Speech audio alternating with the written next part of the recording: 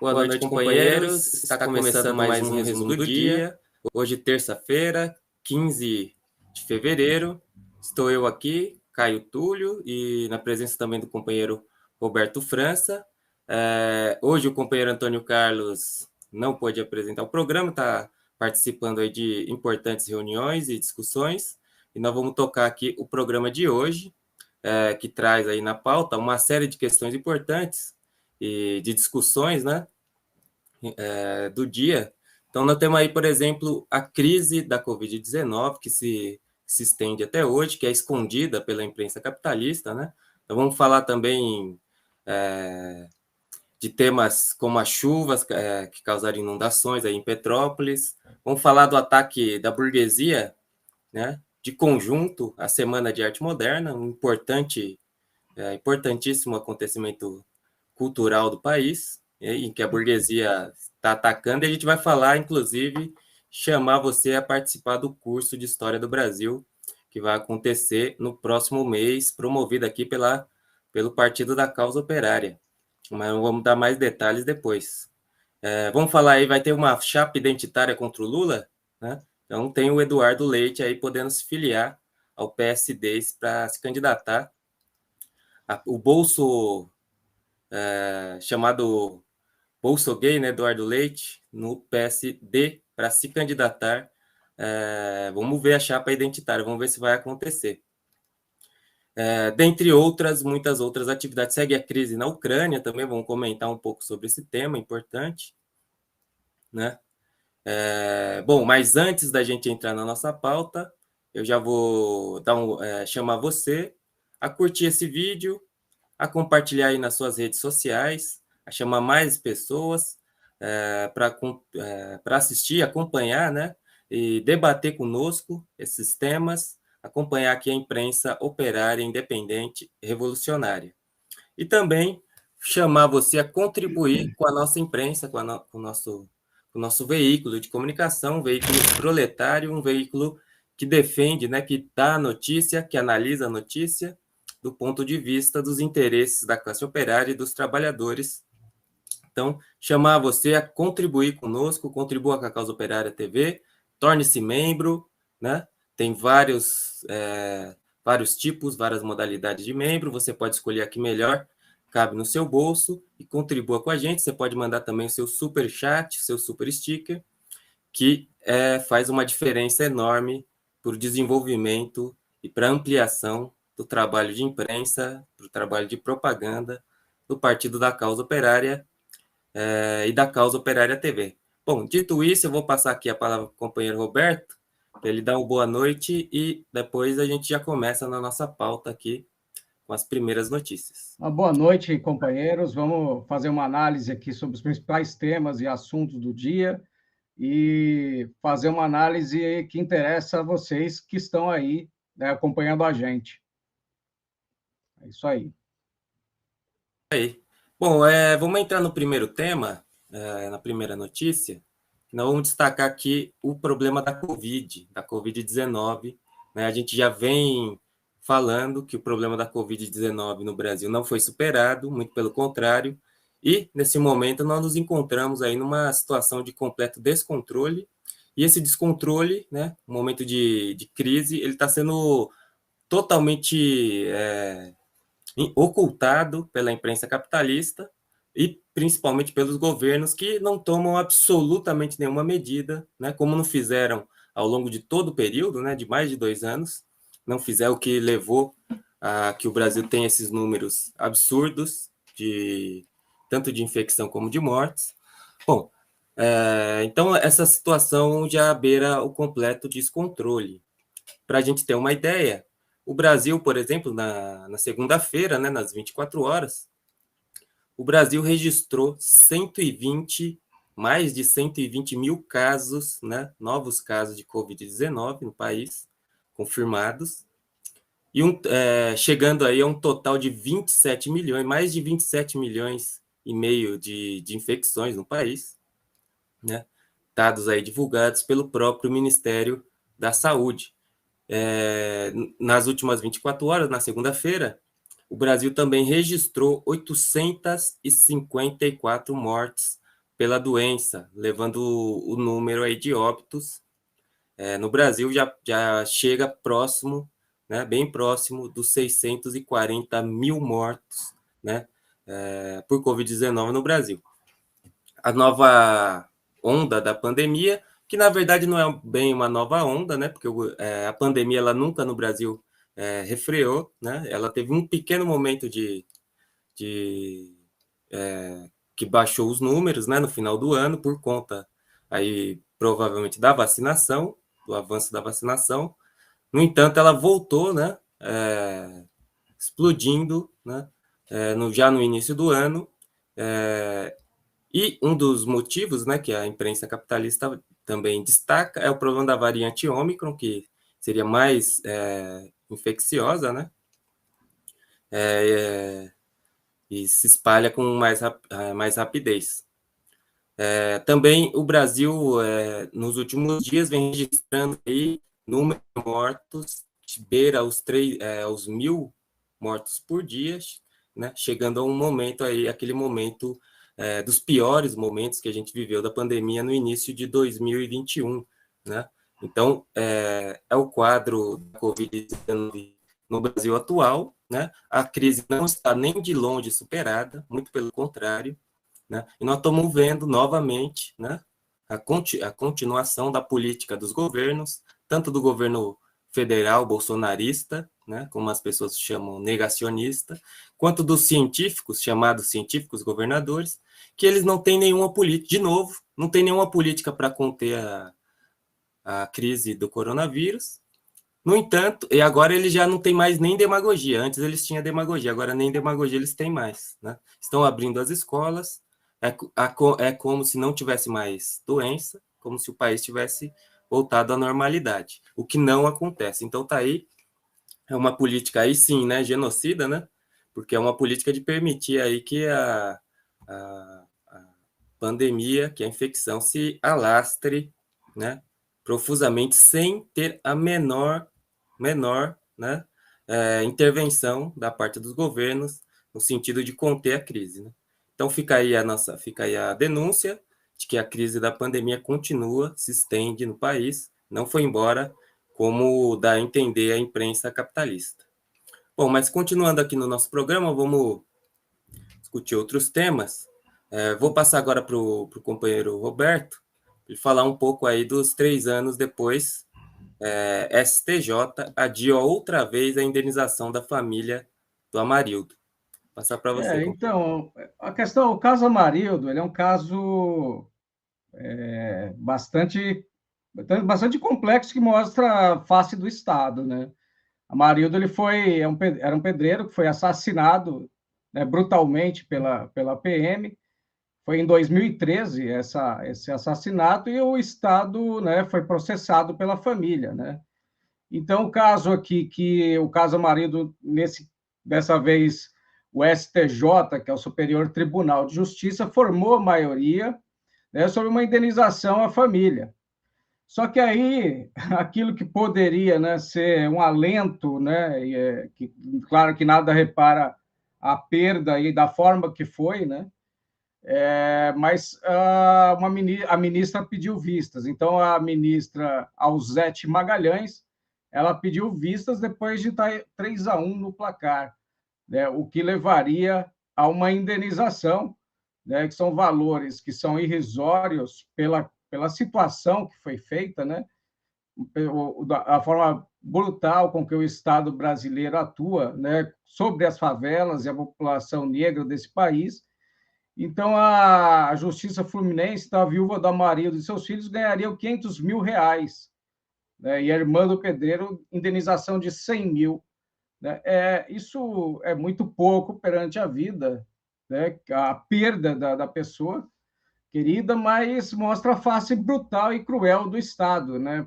Que quando se trata de pobres, quando se trata de negros de toda a periferia, uma ministra ela pede vistas num processo, né, como esse que é um direito líquido e certo da família, né, o direito de receber a indenização, que, por sinal, como eu digo aqui, é irrisório até pelo tempo né, que já vão se fazer aí, já são 9 anos, e nada se resolve. Em dezembro já tinha tido já um julgamento e agora, de novo, o adiamento. É muito lamentável, companheiro Caio. É isso daí. Mostra também o caráter persecutório, né, que o Estado, a direita tem contra a população negra, né? Tudo é sempre uma perseguição, né? Você vê que nenhuma indenização, o Amarildo assassinado aí, possivelmente, pelo Estado, inclusive, mas tudo é entravado, né? Travado pelas engrenagens do Estado. Bom, mas seguindo na nossa pauta, eu vou falar aqui brevemente sobre a morte, né, do jornalista e cineasta Arnaldo Jabor, que era como jornalista, né, uma pessoa de direita, jornalista da Globo, bastante inimigo da esquerda, dos trabalhadores, né, foi apoiador também no golpe de 2016, como, como cineasta, ele participou aí da geração do cinema novo, dirigiu alguns filmes, né, tem uma carreira como cineasta, mas ele morreu no dia de hoje, no dia 15, aos 81 anos de estado, estava internado já no Hospital Sírio-Libanês, aqui em São Paulo, sofreu aí, segundo o prontuário, né, um acidente vascular cerebral, um AVC. Bom, Comentando brevemente, companheiro, se possível, sim, o Jabor, ele tem uma controvérsia, né? Por ele ter sido uma pessoa que durante o período, né, que ele esteve como comentarista da Globo, muito irreverente, por sinal, ele era uma pessoa ligado, né, a produção do antipetismo, né, do sentimento que diz antipetista, né? Mas, assim, inegavelmente é uma pessoa que merece o respeito em termos de arte. Inclusive, nessa uma situação que nós, brasileiros, aí, estamos sendo atacados por dentro do país, né? Então, assim, os identitários, e com toda a sua demagogia, né, não tem nenhum perdão a respeito de uma situação que é artística, né? Um diretor com vários filmes importantes, né? Inclusive filmes muito irreverentes e também até questões políticas, né? Por exemplo, num documentário chamado A Opinião Pública, né? Que ele faz uma crítica à classe média no período da ditadura militar, né? Então, é uma carreira assim controversa, com uma série de feitos artísticos importantes, e também tem que sinalizar também a pessoa dentro do seu contexto histórico. No caso específico, quando o Bolsonaro adentra o poder, nós temos que fazer a justiça à questão política, que ele se arrependeu em vários aspectos nas críticas que ele teceu ao Lula, ao PT e tudo mais, né? Acho que é importante situar agora, né, confortar os parentes e familiares e dizer que ele era uma pessoa que tem um lado muito afiado em termos de crítica, inclusive a essa visão do chamado politicamente correto, né? Certamente ele seria um crítico da cultura woke, né, que era o que permeava boa parte das críticas dele, né? Também tem até parceria de música aliás, letra de música que a Rita Lee cantou, né? Então acho que essa ressalva é importante para no momento em que a arte brasileira, né, tudo está sendo jogado na lata do lixo, né? Então acho que seria uma ressalva a fazer, embora reconhecendo que em um momento histórico ele teve um papel que foi muito crítico e duro ao PT, mas que ficaria isso aos familiares e também essa homenagem aí da causa operária. Isso. como deixa aí uma obra artística, né, para ser avaliada como cineasta, como artista, e deixa também uma obra jornalística, né, e política, principalmente, deplorável contra a esquerda, né, no caso. Né, tem até aquela questão, foi interessante, né, no 2013, sempre lembrado, que ele saiu lá como um dos porta-vozes da Rede Globo, e ele falou dos 30 centavos, né? O Jabor, ele tinha um quadro no Jornal da Globo, que é o É, jornal da classe média aí é o porta-voz aí da classe média, aliás, da burguesia brasileira. Mas assim, fica aquela questão, né? Existem obras ali de filmes que são muito importantes, né? Eu sei que Vou Te Amar, por exemplo, um bom filme, mas realmente ele teve esse papel também em relação a cumprir uma missão aí do imperialismo também, o que é muito ruim, porque a gente não sabe nem o que se passou nos momentos que antecederam ao AVC, né, que levou à morte dele, né, do Arnaldo Jabor, mas cabe aqui, então, nossa homenagem do ponto de vista artístico e uma declaração aí de alerta aí aos escritos dele jornalísticos que atentaram e foram importantes para o golpe de Estado. Importantes no sentido não que do apoio nosso, importantes que eles realmente contribuíram de forma efetiva. exatamente. Bom, fica aí então a menção, né?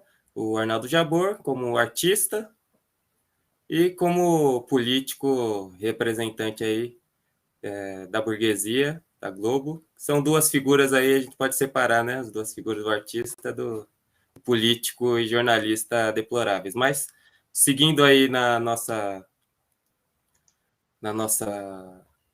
aqui na nossa pauta, vou passar aqui para o companheiro Roberto, Uhum, ele falar da questão das chuvas, aí falta de investimentos em infraestrutura, né? uhum. Chuva No causa inundações. caso, no caso, tivemos aí, companheiros, né, uma forte chuva em Petrópolis, né, causando inundações, arrastando carros, né, provocando aí quedas de barreiras e tal.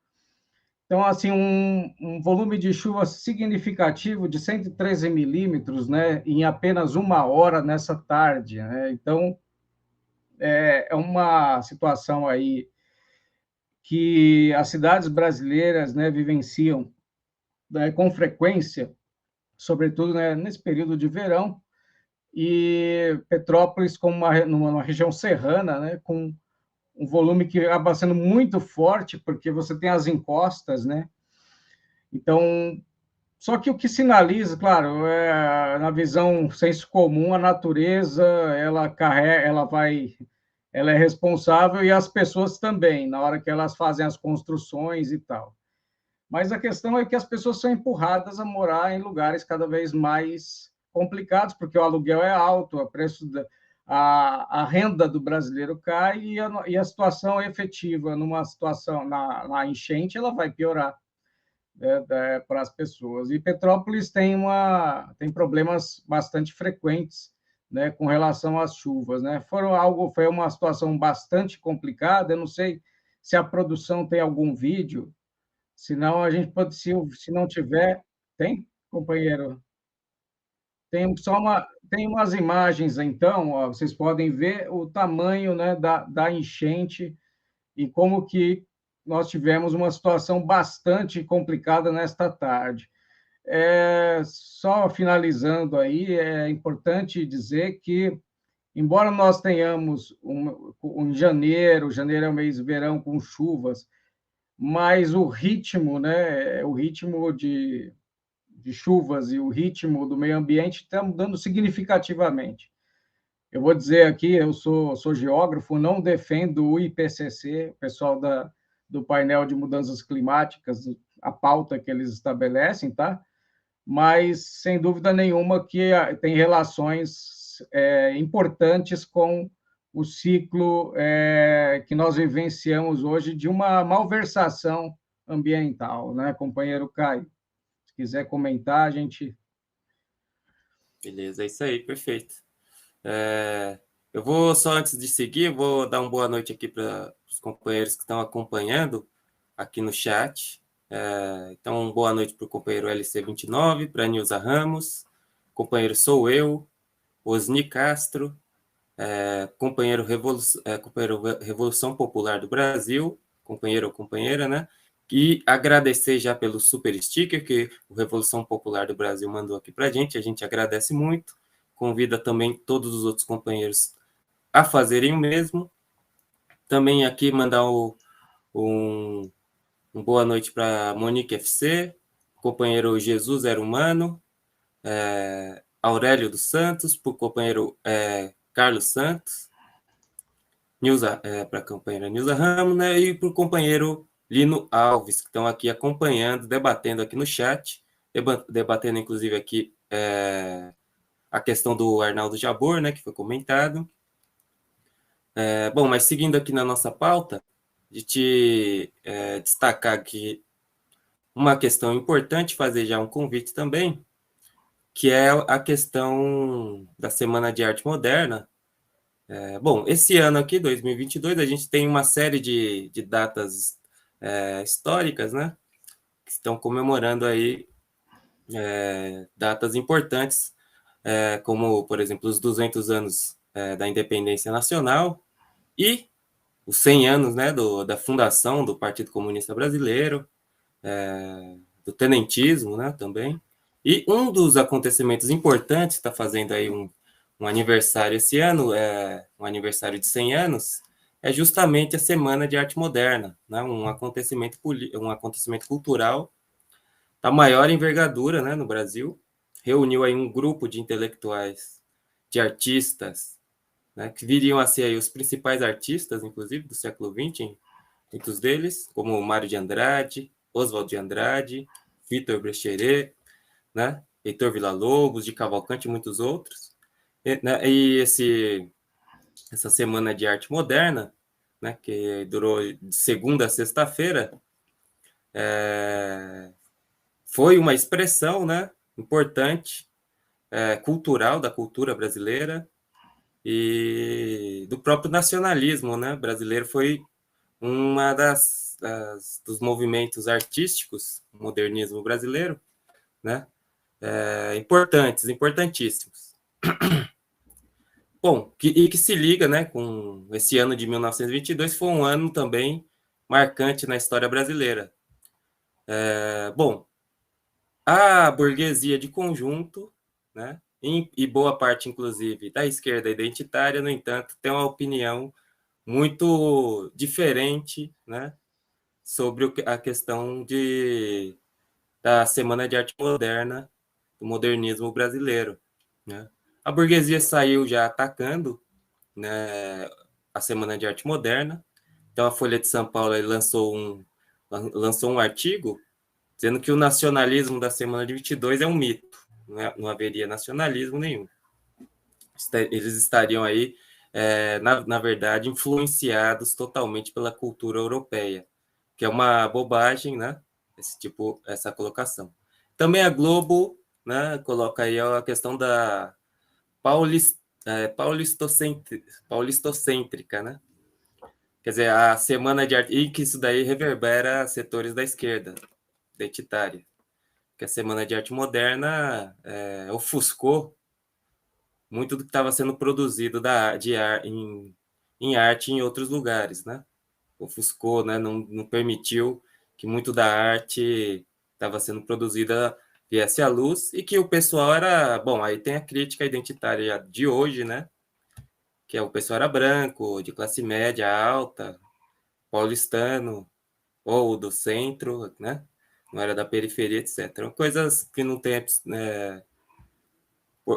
importância nenhuma, né? Diante da importância mesma do movimento cultural. Bom, eu só vou chamar a atenção para esse fato, né? Do movimento que a burguesia faz e que os identitários acompanham, em grande medida, que é um movimento contra o país, né? Um movimento de ataque direto à cultura brasileira, à cultura nacional, de ataque direto, né, à nossa produção artística, né, inclusive ao próprio caráter, né, do país, que é atacado, né, diariamente pela imprensa capitalista, como se o Brasil não tivesse produzido absolutamente nada de valor, né? Fosse um país sem caráter nenhum, né? Como é a crítica dos modernistas. Quer dizer, os identitários acompanham nessa crítica, né? Para eles é preciso fazer tábula rasa da história e da cultura brasileira, como a gente já destacou várias vezes. Eles têm essa concepção, né, absurda, né, antinacional, antipovo até. Então, companheiros, esse é um tema para se debater, é um tema profundo, né? Depois eu vou passar para o companheiro Roberto, se ele quiser também comentar sobre o tema. Mas eu vou indicar aqui duas coisas para os companheiros. Saiu uma matéria no Diário Causa Operária, na seção Partido, que chama A Direita Entrou em Guerra contra o Brasil e é preciso defendê-la, onde esse tema está sendo discutido e se liga aí a uma outra questão importantíssima, que é o curso que o PCO, Partido da Causa Operária, está organizando, está preparando sobre a história brasileira, né? O curso de 500 anos de história do Brasil, uma análise marxista, né? Que vai ser aí ministrado pelo companheiro Rui Costa Pimenta, presidente nacional do PCO. Vai começar no próximo mês, está pertinho, já está chegando. São 4 módulos, né? O primeiro módulo agora que vai começar, com duração de mais ou menos 2 meses, vai ser sobre o período colonial do Brasil. Vamos seguir na sequência, embora esse tema seja o mais para os últimos módulos, mas é um tema fundamental que vai ser debatido com profundidade, né? E também para compreender bem esse tema é bom ter uma compreensão geral da história nacional, do sentido, né, da história brasileira. Então, eu vou convidar todo mundo, né, a se inscrever, tomar conhecimento primeiro do nosso curso. É um curso de história brasileira do ponto de vista marxista, do qual você não vai encontrar em nenhum lugar, absolutamente em nenhum lugar, né? Então, companheiros, eu vou convidar todo mundo a acessar universidademarxista.pco.org.br para conhecer esse curso, para se inscrever e para participar conosco. Nós vamos inscrever aí milhares de pessoas que vão participar do curso. O curso vai ser extremamente profundo, né? Está sendo preparado, né, na preparação do curso, há uma bibliografia vastíssima que foi consultada, né, na preparação desse curso, né, há uma equipe de pessoas, né, dirigidas pelo companheiro Rui Costa Pimenta, preparando esse curso, organizando as informações, e uma análise, e analisando, né, todos os momentos dessa história brasileira, e um dos momentos principais é justamente a Semana de Arte Moderna, relativo à questão, um módulo, né? Vai tratar aí da cultura. Então, vou convidar todo mundo a participar, a acessar o nosso site, Diário da Causa Operária, acompanhar lá esse artigo que eu falei para vocês, que é bem esclarecedor, e também aí, lá no site da universidademarxista.pco.org.br, e se inscrever no curso, né? Tem lá várias modalidades, você pode comprar um pacote, ou um módulo, ou comprar um pacote com vários módulos, com desconto, para acompanhar esse curso que pretende ser aí um dos cursos, se não o curso mais importante, né, que a esquerda já produziu sobre a história do Brasil. Bom, vou passar para o companheiro Roberto. Sabe o que é interessante nisso tudo? Veja só, o Marx vai dizer, né, que o concreto se torna concreto a partir de que ele é uma síntese de múltiplas determinações. Aí, se a gente pegar o caso específico dessa semana, o pessoal fala, olha, o pessoal é branco, o pessoal veio aí, né, tinha acesso à cultura, mas a realidade é que naquele período histórico ali, na década de 20, poucas pessoas ainda tinham acesso mínimo ao ensino. Né? O Caio deu um seminário muito bom para nós recentemente para educadores em luta, e ele sabe bem dessa questão concreta, né? E ali você tem um movimento artístico de defesa nacional.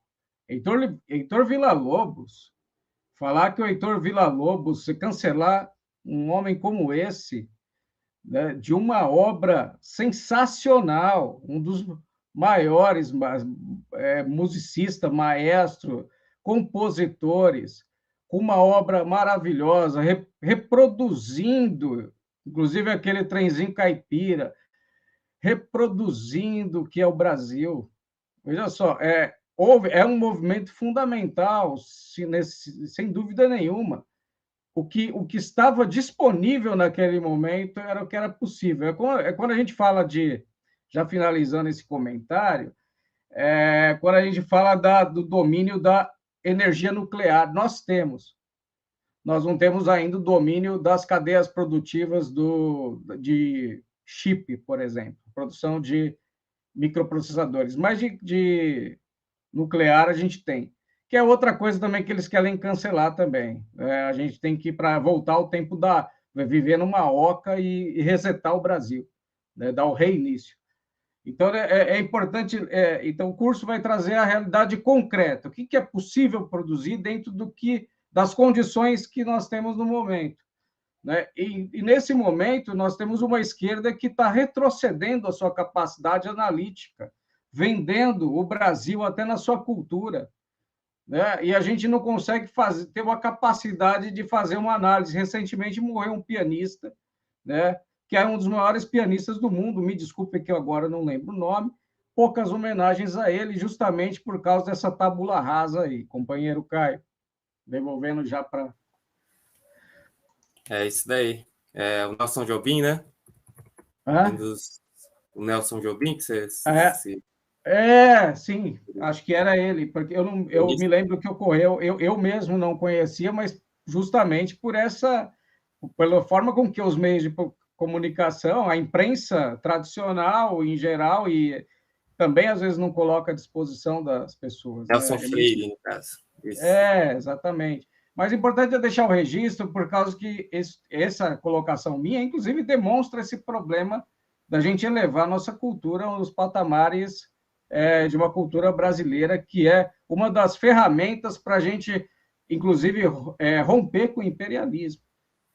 Eu vou fazer a leitura da próxima notícia, né, e passar o comentário do companheiro Caio, que é a questão do projeto de lei do veneno, como ficou chamado, né, dos danos causados. Então, o projeto de lei do veneno causará danos irreparáveis, segundo a Fiocruz, né, em nota enviada aos senadores. Então, a Câmara dos Deputados, na última quarta-feira, aprovou, né, um pacotão aí de mais agrotóxicos para o agronegócio. A ideia aqui, no caso, o grande agronegócio, né, utilizando-se aí desse governo, né, que o pessoal acha que não é uma ditadura, mas ela é uma forma, para mim, diferente de uma ditadura, aliás, uma forma diferente de expor uma ditadura, ainda mais em tempos de falar que nosso partido é um partido nazista, mas é uma situação que a gente tem que falar aqui. A Fiocruz apresenta argumentos, né, aqui mostrando que essa flexibilização, né, permitiria, então, o registro de mais agrotóxicos cancerígenos, por exemplo, com problemas reprodutivos, distúrbios hormonais, né, e várias outras coisas. Só que eu quero pedir uma licença ao companheiro Caio, à produção, para fazer um comentário adicional, que era a Anvisa. A Anvisa é a queridinha, né, do Brasil, né? Quase que eles queriam colocar lá o Barra Torres, o militar Barra Torres, quase se tornou vice, né, do Lula, quase uma candidatura antifascista, né? Uma época a Anvisa que era a queridinha, que resolvia os problemas da vacina, que aprovava a vacina. Vamos lembrar que a vacina russa sequer, né, foi analisada, eles dizem que analisaram, né, apresentaram argumentos supostamente científicos, e a Comissão Parlamentar de Inquérito nem lembrou, entre aspas, de que um ano anterior a Anvisa já tinha liberado venenos agrotóxicos cancerígenos. Né? A Anvisa não se coloca, pelo menos até essa matéria, pode ser que o Barra Torres, né, deu uma carteirada que vem falar que eles falaram alguma coisa, mas até aqui na matéria que a gente teve acesso não mostra essa questão. Tá? Mas aí veja essas contradições, né, Caio? O pessoal fala muito em esquerda, em dialética, em marxismo, mas não enfrenta a dialética propriamente dita. E aí a gente tem aí os venenos, a gente nem sabe o que a gente está comendo, né? De repente aí vai causar câncer, problemas graves, né, companheiro Caio? Desculpa ter me alongado um pouco, mas essa questão eu achava interessante a gente ressaltar, porque para mostrar as contradições e o problema da esquerda pequeno-burguesa. É isso daí. Pessoal corrigindo aqui, né? Do tema anterior, Nelson Freire, não Nelson, eu falei Nelson Jobim, acho Você que não falou tem o nada nome a do. ver. Obrigado aí, pessoal. Nelson Freire, que foi um dos maiores pianistas do mundo, né? Morreu no ano passado, aos 77 anos. Como o companheiro falou, né? Um tanto desconhecido, sem grande repercussão, sendo ele um dos maiores artistas do mundo. Mas vamos seguir aqui na nossa pauta. O pessoal Destacar está aqui. perguntando do Toninho, aqui do chat. Nós estamos fazendo. O Toninho está em atividades importantes aí do partido e nós estamos aqui procurando. É difícil substituir o Toninho, acho que é insubstituível mesmo, mas estamos tentando fazer uma nossa parte, né, companheiro? Exatamente. Bom, falando aqui da próxima notícia, falar do Eduardo Leite, né? O Eduardo Leite, que é governador do estado do Rio Grande do Sul, ele poderá sair aí como candidato à presidência da República, há essa possibilidade, pelo PSD, o partido do Gilberto Kassab, né? Então, bom, a gente fala muito na terceira via, né? Que a burguesia está trabalhando aí por uma terceira via. Essa terceira via foi dito, inclusive hoje, pelo companheiro Rui Costa Pimenta na entrevista no Brasil 247, que essa terceira via, bom, se bem ela não apareceu ainda, ela pode aparecer, né? É uma possibilidade colocada aí na situação política. Bom, e o Eduardo Leite, né? Se apresenta aí como uma dessas possibilidades, né? Um candidato que seria o candidato identitário da direita, né? Candidato que se declarou gay, né? Na última eleição, se colocou aí como identitário, quando na verdade ele é um elemento aí do PSDB, da burguesia direitista, né? Reacionário na sua política neoliberal. Bom, mas o fato é que o Eduardo Leite ele teve um encontro aí com o próprio Gilberto Kassab e nesse encontro se colocou a possibilidade do Eduardo Leite, né, migrar para o PSD para concorrer às eleições presidenciais, caso o senador Rodrigo Pacheco, presidente do Senado, inclusive, desista de disputar a presidência da República. Então, ficaria, caso o senador Rodrigo Pacheco desista, né, o que ele vai anunciar, segundo a imprensa capitalista, aí nos próximos dias, se ele permanece ou não, então a vaga ficaria aí disponível para o Eduardo Leite concorrer, né, às próximas eleições pelo PSD como um candidato aí da direita identitário, né, um candidato que vai procurar fazer esse tipo de demagogia, né, um candidato da terceira via. Ele teria que, evidentemente, deixar o posto dele de governador para concorrer se afastar, né, para concorrer às eleições. O Eduardo Leite, ele perdeu as prévias do PSDB, né, para o João Dória no ano passado, foram prévias extremamente tumultuadas, mostrando a crise, inclusive, do próprio PSDB, mas o governador de São Paulo, João Dória, né, mostrando aí que tem um controle de boa parte da máquina do PSDB, venceu, né, depois de muita crise, né, de desconfiança das urnas, né, e muitas bate-bocas. O Dória se colocou aí como candidato do PSDB à presidência da República, né? A gente não sabe se ele vai sair mesmo, mas até então ele é o candidato. E toda uma ala da burguesia que estava apoiando aí o candidato Eduardo Leite tem aí uma nova possibilidade de colocá-lo na disputa eleitoral como candidato da terceira via, uma vez que eles acham mais viável, né, o Eduardo Leite como candidato do que o próprio Dória, que é uma pessoa odiada, não só em São Paulo, onde ele é governador, como no país inteiro, né? Um elemento, talvez não exista nenhum político tão odiado, tirando o Bolsonaro, tão odiado quanto o Dória, né? Bom, mas está aí. Eu acho que aqui o que a gente está vendo é o ensaio, me parece o ensaio da burguesia. Estão ensaiando e colocando essas peças. Aí o PSD, de vez em quando, flerta, né, para ser a terceira via dentro do projeto do próprio PT, né, tentando o Kassab enfiar alguém dentro da chapa, ora tentando colocar esses personagens obscuros, né, no caso do Eduardo Leite, que ninguém sabe o que ele faz, né, o que nós professores, né, Caio, sabemos, né, então, nós educadores sabemos que ele massacra professores. Né, ele não remunera os professores, né, ele deixa de pagar os professores, então, daí a gente já vê o nível já do político. E também deu ataque de chilique, porque não foi escolhido pelo PSDB nas prévias.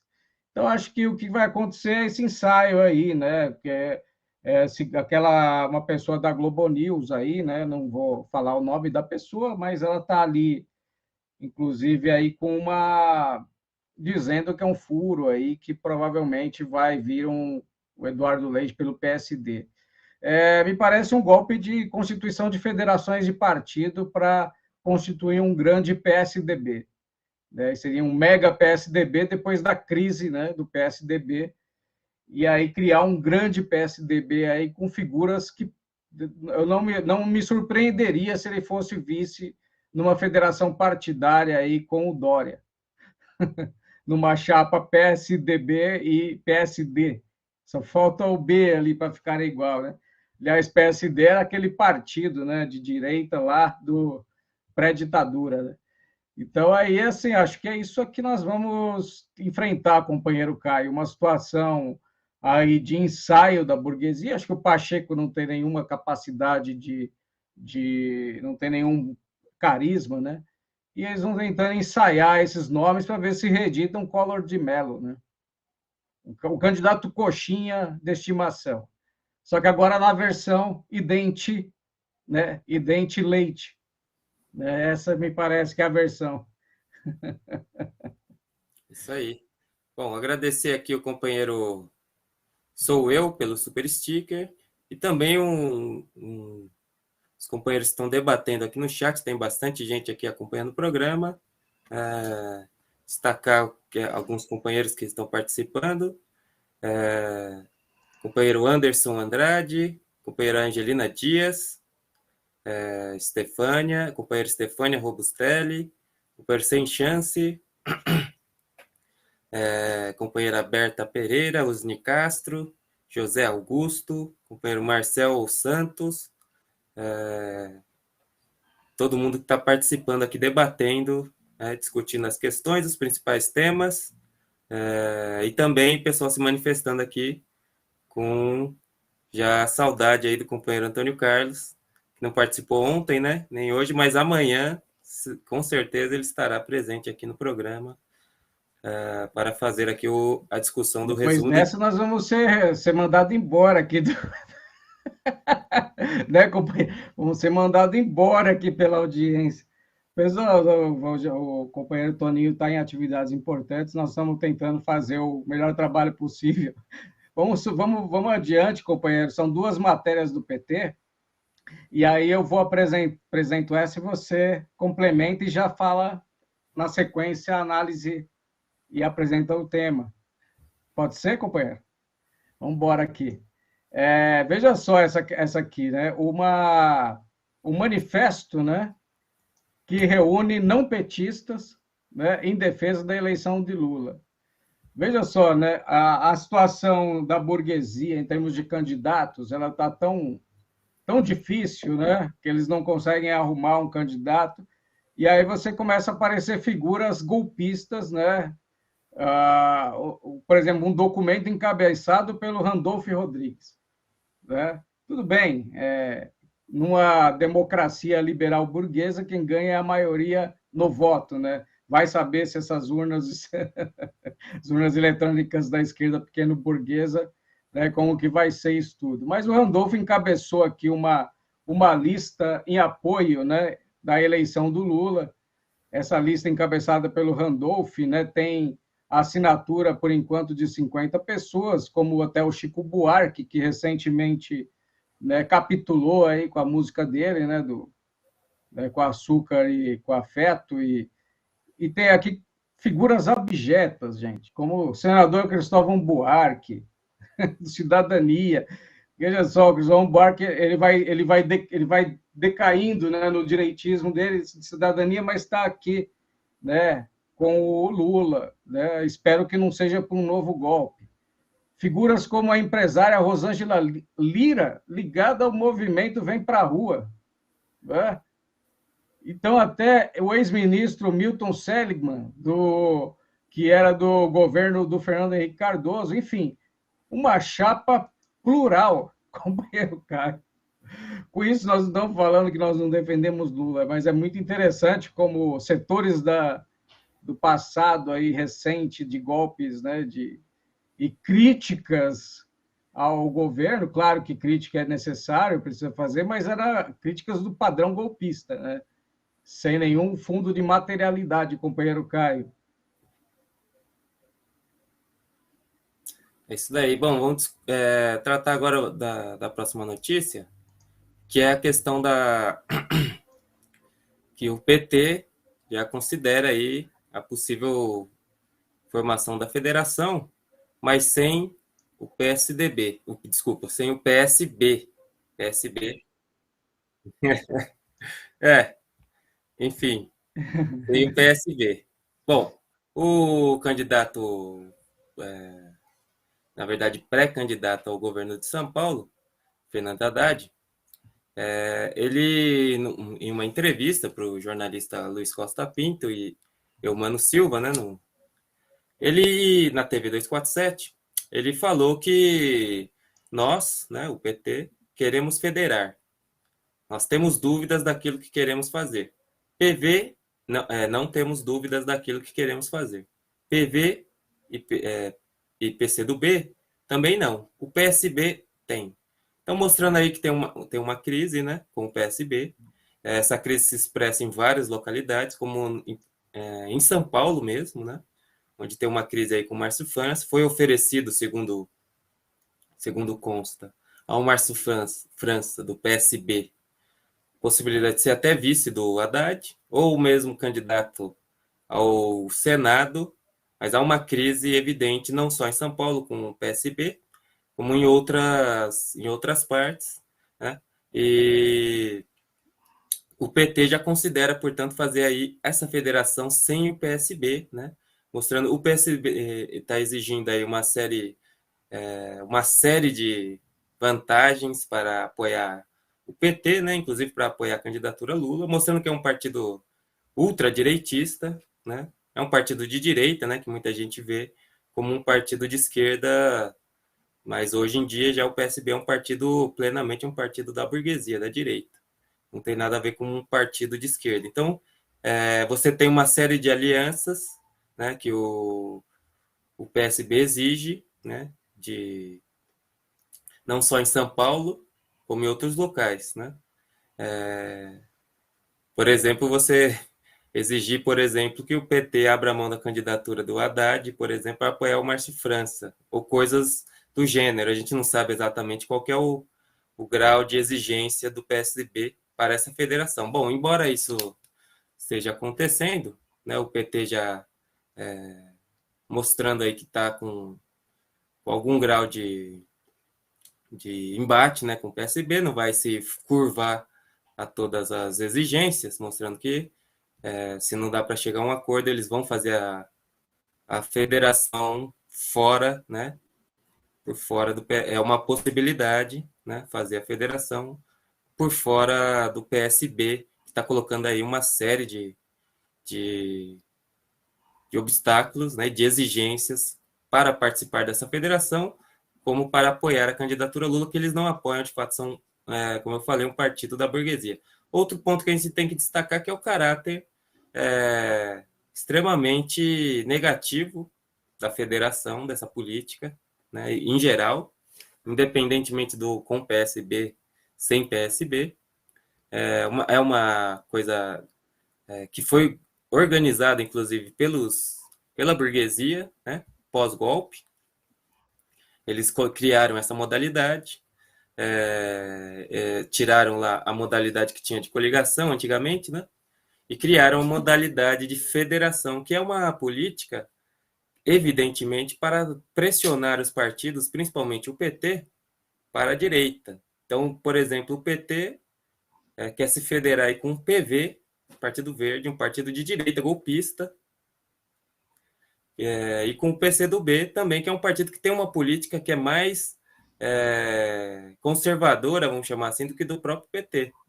Então é evidente que essa federação, que é uma organização, é como se fosse um partido, né? Embora não seja um partido por um tempo determinado, né? É uma organização que tem que ter um programa comum e tem que responder, né?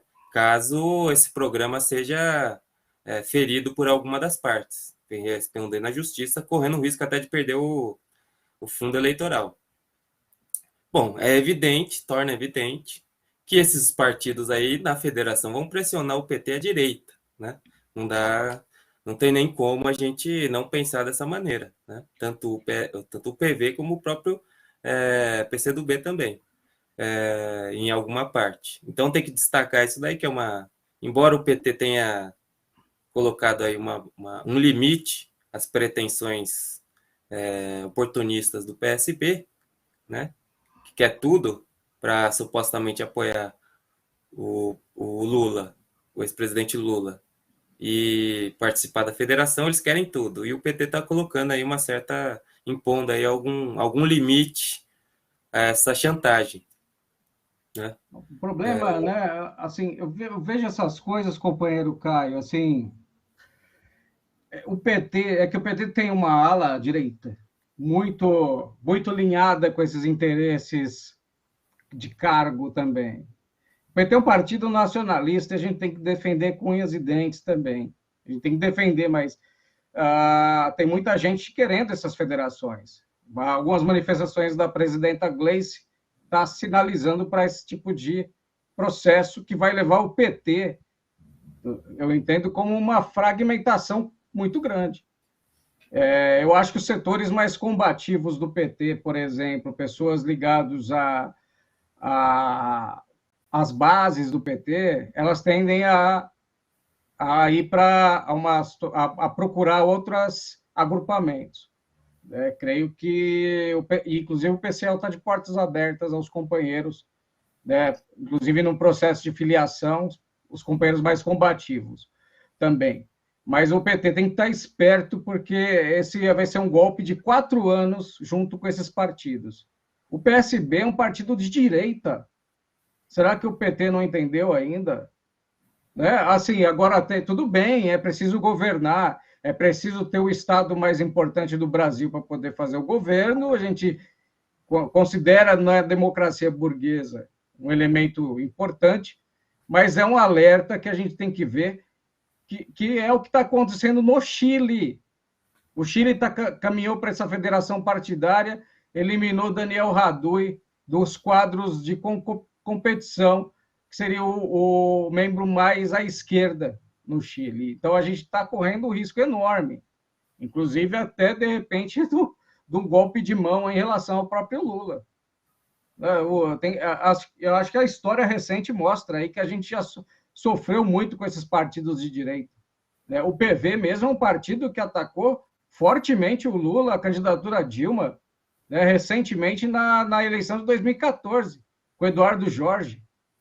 Né? Figuras como essa, será que são importantes para nós, para nossas pretensões de soberania nacional? Essas perguntas tem que deixar aí no ar aí para que os companheiros do PT, né, tenham sensibilidade do processo de crise que nós estamos vivendo. É lógico que a gente confia que Lula tenha uma capacidade de atuação importante, mas nós temos que sinalizar para essas pessoas que também não estão interessadas no país, não, como dizem. Isso aí, beleza. Bom,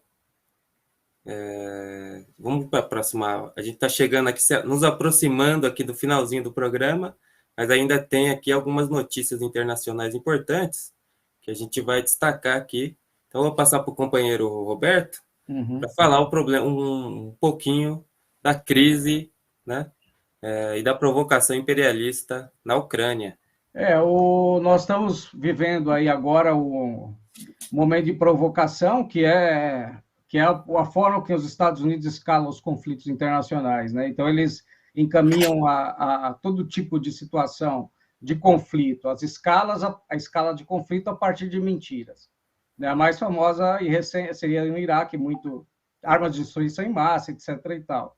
Né? Isso é sempre uma forma de você utilizar toda a imprensa, né, que é muito forte, né, a imprensa, inclusive, do lobby sionista, também uma situação muito evidente de atuação aí de produção de mentiras, né? Então, o Joe Biden aqui, ele faz uma oferta a Putin, né? No caso para o Putin retirar as tropas, né, da fronteira, né? Mas, ao mesmo tempo que ele fala sobre ele oferece a possibilidade de retirar as tropas da Ucrânia, ele escala para uma nova rodada de chantagens, né?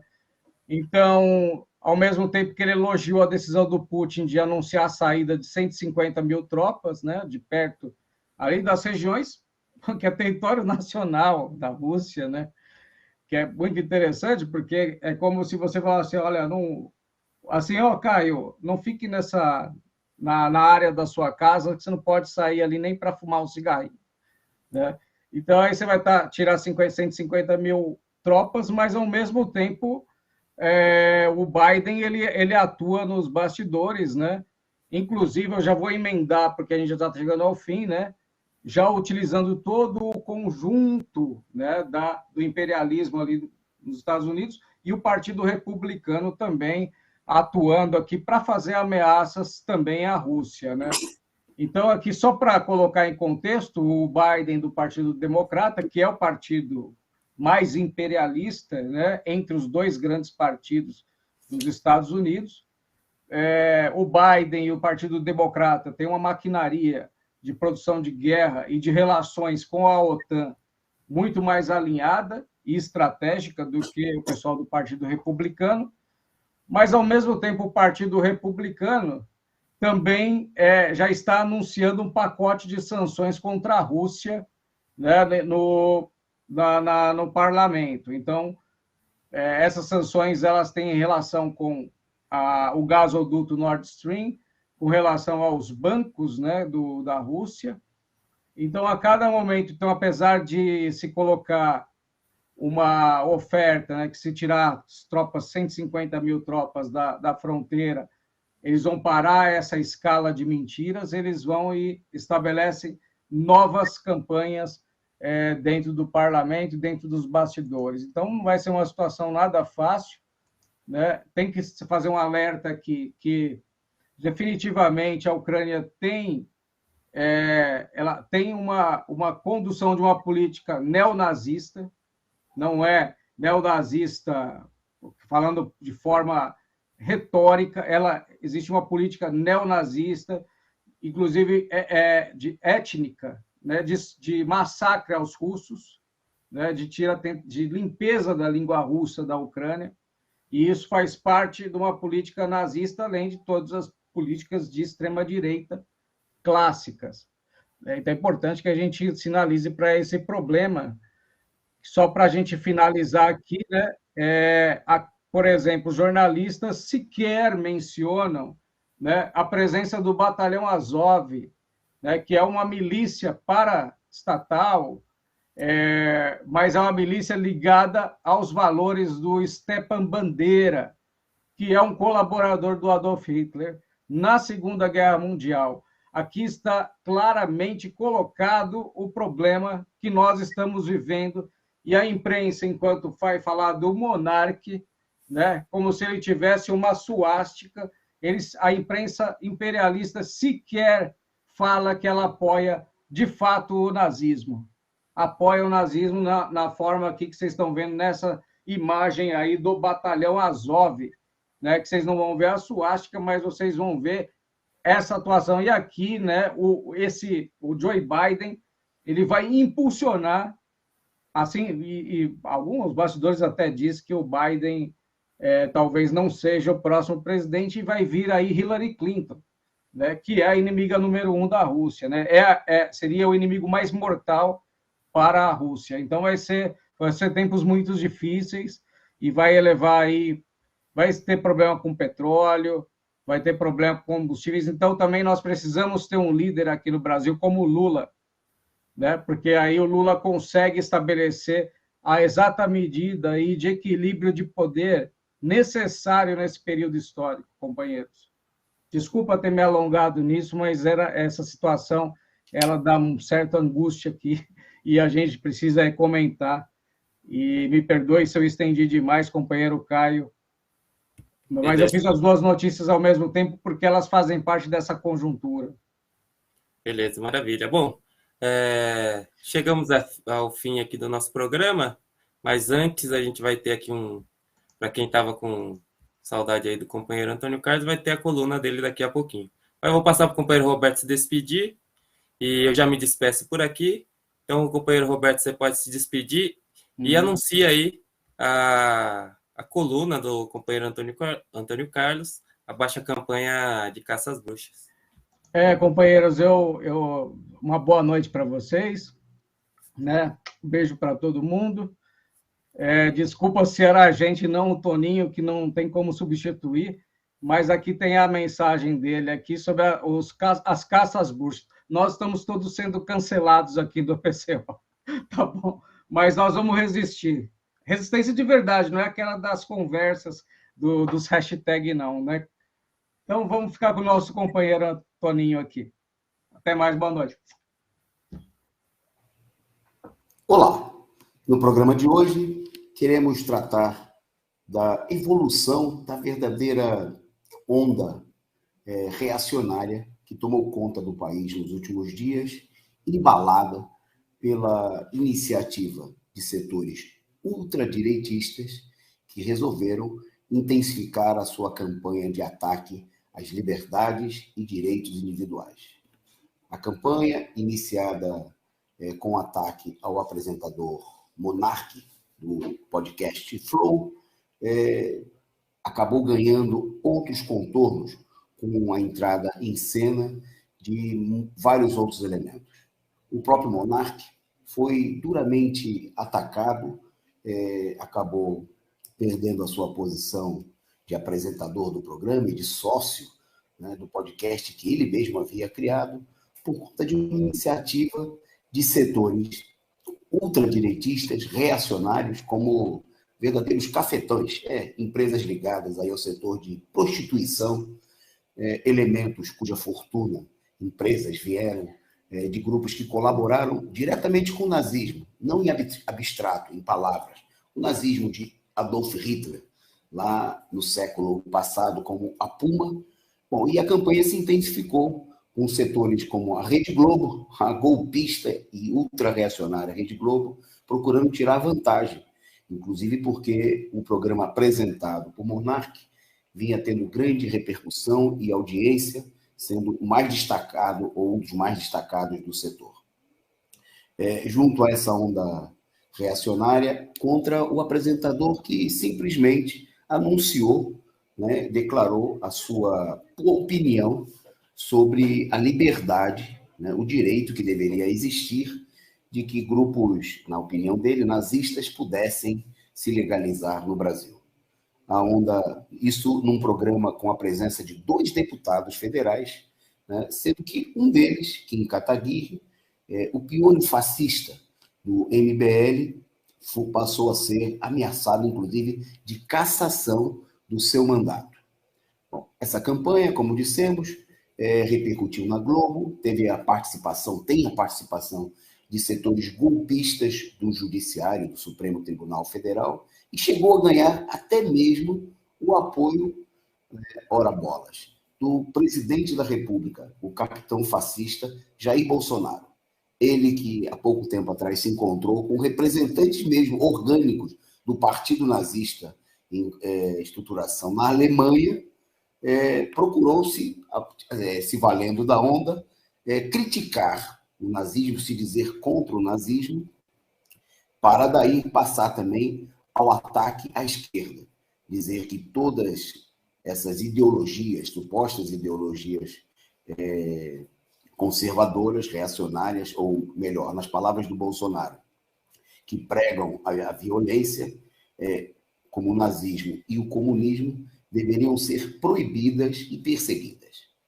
As palavras de Bolsonaro já começam a deixar mais claro quais são os reais objetivos de toda essa campanha. Por detrás do ataque à direita, a perseguição a setores secundários, ou da direita, ou que têm posições de defesa das liberdades individuais, das liberdades coletivas de setores da direita, como o próprio apresentador Monark, se prepara uma nova ofensiva contra a esquerda, contra Lula e contra o conjunto dos trabalhadores. É disso que se trata. Né? Prova disso também é que vários outros setores da burguesia procuraram intensificar esse ataque. Até mesmo Renan Calheiros, ele, que foi relator da falida CPI da pandemia, que terminou, mais uma vez, em pizza. Agora, todos esses setores da burguesia procuram requentar, melhorar a sua imagem diante dessa situação. Bom, em meio a essa histeria, a essa enorme pressão de todos os setores da burguesia, essa verdadeira frente ampla a favor da caça às bruxas, para perseguir supostos nazistas que não têm nenhuma importância real, que não são os responsáveis, por exemplo, pela morte de mais de 650 mil brasileiros, que não comandam a polícia militar fascista, racista, assassina, que mata mais de 5 mil brasileiros por ano, que não são os responsáveis pela situação de fome e miséria de milhões de brasileiros, numa política autenticamente nazista, em nome da perseguição a esses setores, se juntou a essa cruzada contra o nazismo, uma falsa cruzada, os setores da esquerda burguesa e pequeno burguesa. Inclusive com ofensas dirigidas ao nosso partido, ao Partido da Causa Operária e até mesmo ao Glenn Greenwald, o jornalista que se pronunciou, como vários outros setores, na defesa dos direitos democráticos de Monark e de todos os cidadãos. O próprio Glenn chegou a ser acusado de nazista. Ele, que inclusive se pronunciou a respeito, dizendo que era uma situação impossível, né, de ser creditada diante do fato de que ele é judeu, além de ser um militante das causas dos direitos democráticos da população, homossexual, né, assumido e casado com um deputado que se elegeu pelo PSOL, parece agora estar no PDT, e que tem uma postura, né, totalmente contrária a essas posições reacionárias. Esse posicionamento histérico, né, de setores da esquerda se conjuga, né, com a ofensiva, acaba colocando água no moinho da ofensiva que setores direitistas, como destaquei, né, vale a pena destacar aí a iniciativa do deputado Eduardo Bolsonaro, o próprio filho do presidente da República, que vocês vão ver aí nessa imagem que nós separamos, que preparou, né, e está procurando fazer campanha de um projeto de lei de sua autoria que criminaliza, né, o nazismo e o comunismo. O nazismo é uma fachada, né, porque, obviamente, Eduardo Bolsonaro não pretende colocar na cadeia seu pai, que recebeu e se congratulou com nazistas de verdade. Não pretende colocar na cadeia nem criminalizar as empresas, né, que apoiaram todas as iniciativas ultra-reacionárias dos grupos fascistas que se lançaram na campanha pela derrubada de Dilma, pela prisão de Lula. É claro que a lei de Eduardo Bolsonaro e toda essa operação visa simplesmente abrir caminho para uma perseguição sem precedentes contra a esquerda. Atacar o candidato da esquerda e dos trabalhadores nas eleições, Luiz Inácio Lula da Silva, e promover um retrocesso ainda maior das condições de vida do povo brasileiro. O posicionamento da esquerda, da maioria da esquerda, diante dessa situação, deixa de lado todas as posições tradicionais dos revolucionários, dos marxistas, ao longo de toda a sua história. Por exemplo, deixam de lado o posicionamento de Lenin, que, dentre outras várias declarações, fez escrever no programa do Partido Operário Social Democrata Russo a defesa da liberdade ilimitada de consciência, palavra, imprensa, reunião, greve e associação. E deixou em mais uma oportunidade claro que, de maneira nenhuma, os revolucionários podem se colocar ao lado da direita, dos setores reacionários, na cassação desses e de outros direitos individuais. Se opõe aos princípios apresentados, por exemplo, por Marx e Engels, que lutaram pela liberdade de imprensa, mesmo como assegurando o seguinte, que a liberdade de imprensa é uma coisa ótima. E dizia ele, mas há pessoas mais que abusam da fala para contar mentiras. O que vai se fazer? Vai se proibir as pessoas de falar? Né? Dizia Marx ainda que alguns abusam do cérebro para conspirar. O que vai se fazer? Vai se mandar degolar as pessoas que usam o cérebro nesse sentido? Abusam das mãos para roubar e dos pés para desertar. Né? Chamando a atenção de que, obviamente, o fato de que as pessoas utilizem mal os seus sentidos, né, tenham posições diferenciadas, não devem ser perseguidos por ele. Por último, destaco a posição tradicional, né, de um grande revolucionário, Leon Trotsky, né, que colocou claramente que tratava-se de defender a liberdade de opinião de todos, inclusive dos nazistas. Né? E Trotsky não falava de maneira genérica ou abstrata, falava isso no momento da ascensão do nazismo.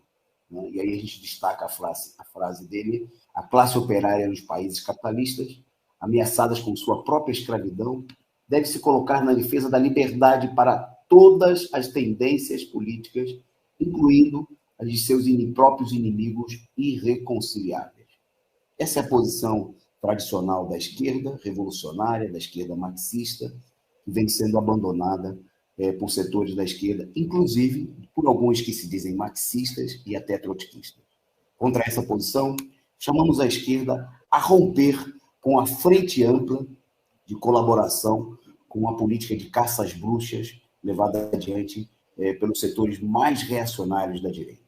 A romper com a frente com Bolsonaro, com a Globo, e se passar para o lado da defesa dos interesses dos trabalhadores e de todo o povo. Até porque, infelizmente, toda essa onda direitista vai acabar resultando numa ofensiva contra a própria esquerda e contra os trabalhadores. É preciso abrir os olhos, denunciar toda essa ofensiva e esclarecer, né, a perspectiva revolucionária, classista e democrática diante dessa situação. Um abraço e até o próximo programa.